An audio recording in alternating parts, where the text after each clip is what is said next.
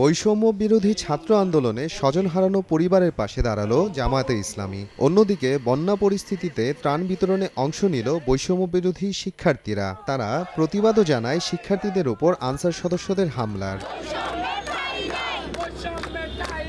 বৈষম্য বিরোধী ছাত্র আন্দোলনে গুলিবিদ্ধ হয়ে মৃত্যুবরণ করা 10 জনের পরিবারকে সোমবার আর্থিক অনুদান দেয় জামাতে ইসলামী নেত্রকোনা শাখা। জেলা প্রেস ক্লাবের হলরুমে এক অনুষ্ঠানে প্রতিটি পরিবারকে নগদ 2 লাখ টাকা করে দেওয়া হয়।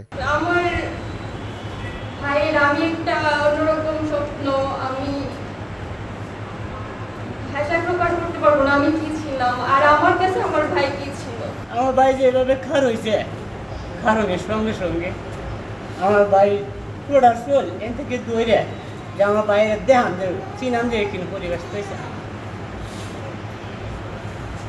জালি মতন যার যার করেছে আমার ভাইয়ের শরীরটা গলায় গুলি খেয়ে পড়ে গেছে। এই মুহূর্তে আমি মাটিতে উঠে পড়ে গেছি। আমার বাবা কি হয়।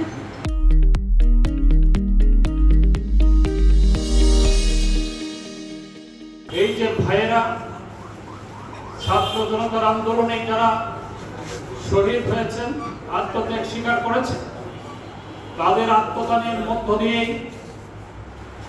তাদের শরীরের রক্ত দিয়ে জালিম সরকারের হাত থেকে মুক্ত করেছে।